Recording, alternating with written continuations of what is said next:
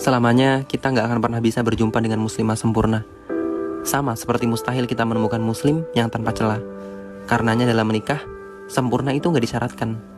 Asal keduanya menuju pada satu tujuan, maka takkan terlepas ikatan cintanya. Kekurangan bisa ditutupi, kelebihan bisa ditambahkan. Semua bisa dihadapi, walau sulit rintangan. Itulah rumah tangga, sama seperti perjalanan. Banyak orang ingin lekas sampai pada tujuan, tapi mereka lupa bahwa indahnya itu justru di perjalanan, bukan tujuannya. Sesempurna apapun, bila sudah beda jalan, akan jadi masalah. Sedekat apapun, bila sudah berbeda jalan, pasti akan berpisah. Maka, tujuannya yang harus sempurna. Bila yang satu di depan menanti, bila dia di belakang maka dia menjaga.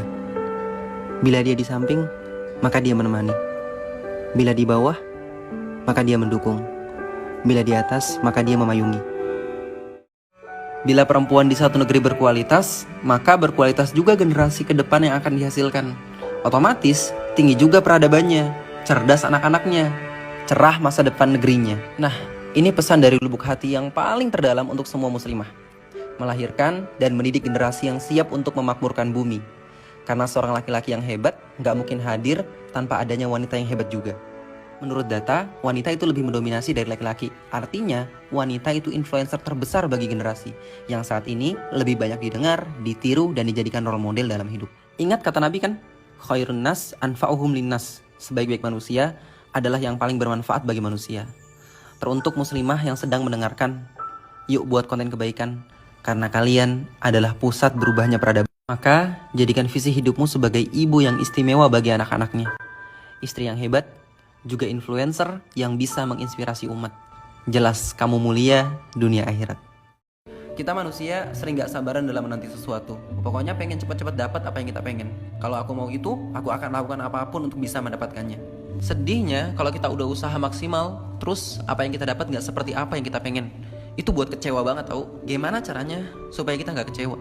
Mungkin ada yang salah dengan usaha kita, atau kita kurang doa. Kalau kamu serius pengen dapat sesuatu dan kamu gak pengen kecewa akan hasilnya, kamu harus gantungin itu ke Allah. Jangan cuma ngandelin usahamu. Doa itu diiringi usaha, dan usaha diiringi doa. Pertanyaannya, berapa banyak kamu berdoa dan menggantungkan semua impianmu pada yang kuasa? Lihat, kamu minta itu setiap habis sholat gak? Coba deh kamu lihat, berapa banyak orang yang mau meluangkan waktunya untuk berhenti sejenak, mengangkat tangannya, berdoa dan meminta. Karena setiap doa kita, Allah janji akan kabulin. Kalau belum dikabulin sekarang, Allah akan kabulkan nanti di saat yang tepat. Kalau nggak seperti yang kita harapin, Allah ganti yang lebih baik. Entah keberapa kalinya aku menghidupkan layar handphone, memeriksa pesan yang tak pernah masuk. Aku tahu akan ada notifikasi suara bila ada pesan baru, tapi rasa menggerakkan tangan tanpa mampu dikendali akal. Kini kesadaranku sudah dijajah oleh harapan, dan hatiku dipermainkan oleh dua centang abu-abu yang takkan pernah berubah hijau. Berharap-harap, menduga-duga, kapan rasa ini berbalas? Seolah seperti pungguk yang hanya bisa merindu bulan. Aku benci mencinta, sebab itu cara untuk menjadi lemah. Begitu engkau mempercayakan jiwamu pada seseorang, maka engkau rapuh, bahkan oleh diamnya. Saat darah dan air mata engkau peras, tapi keinginan dan kenyataan tetap jauh dari selaras. Saat engkau melakukan yang lebih dari manusia, tapi dianggap hanya teman biasa. Ada rasa menggelitik tapi pilu di dada, tapi aku tak bisa menunjuk tempat di mana. Ada panas sekaligus lemas menjalar, seolah ada angin ribut di dalam perutku. Inikah cemburu? Orang-orang yang beriman, kemudian mereka berhijrah dan berjihad, tidak ada yang mereka harapkan kecuali ridho Allah. Allah Maha Penyayang, Maha Pengampun. Ayat ini dalam banget loh. Kayak nampar aku bolak-balik. Dalam banget. Emang kamu kira sumber kekecewaan itu apa? Aku kasih tahu ya, berharap pada selain Allah. Kalau kita hijrah karena pengen dipuji orang, dapat perhatian banyak orang, ternyata yang gak suka sama kita lebih banyak, kita akan kecewa tuh. Ekspektasi kita pada orang itulah yang buat kita kecewa. Kalau kamu gak mau dikecewain, solusinya sederhana, gak usah berharap macam-macam sama orang. Tapi kalau kamu masih berharap sama orang, ya kamu harus siap tanggung risikonya. Asal tahu aja, kecewa tuh gak enak, sakit. Makanya Allah bilang, orang-orang yang berhijrah tuh gak berharap apapun kecuali ridho Allah. Ulaika yarjuna rahmatullah. Jadi apapun komentar orang gak ngaruh tuh buat dia. Dipuji gak terbang, dicaci gak tumbang. Wa amma bi ni'mati rabbika fahaddits. Dan terhadap nikmat Tuhanmu, nyatakanlah dengan bersyukur. Ad-Duha ayat 11. Dari ayat ini kita tahu, kita diperintahkan untuk menyebut-nyebut kenikmatan yang telah Allah berikan kepada kita. Membicarakan dan berbagi kenikmatan adalah salah satu bentuk syukur. Bukannya mau sok kaya atau ria sih, pengen dapat pujian, dibilang dermawan, tapi kita bersedekah sebagai bentuk rasa syukur kita pada Allah. Semoga Allah berkahi harta kita. Bukannya mau sok alim, pengen dikata pinter, paham agama supaya diakui masyarakat, tapi kita berbagi ilmu adalah bentuk rasa syukur kita karena Allah titipkan sedikit ilmunya pada kita. Semoga Allah berkahi dan tambahi ilmu kita. Jangan ragu untuk men-sharekan kebaikan dan amal soleh yang kita lakukan. Semoga yang lain terinspirasi untuk mengikutinya. Man dalla ala khairin falahu mithlu ajri fa'ilihi. Barang siapa yang menunjuki kebaikan, maka dia akan mendapatkan pahala kebaikan seperti pahala orang yang mengerjakannya tanpa dikurangi sedikit pun. Masya Allah.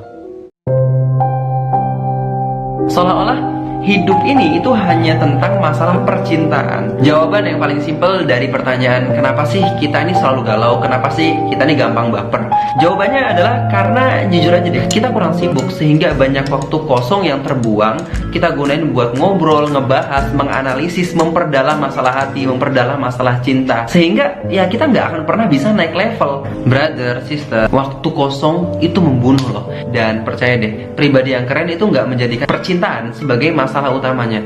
Dia tahu, dia ngerti bagaimana caranya memanfaatkan waktu dengan baik untuk mempersiapkan diri menyambut pasangannya nanti. Sibukkan diri kamu sesibuk-sibuknya sampai kesibukan itu mengubah kamu menjadi seorang yang spesial di mata orang lain dan di mata Allah tentunya.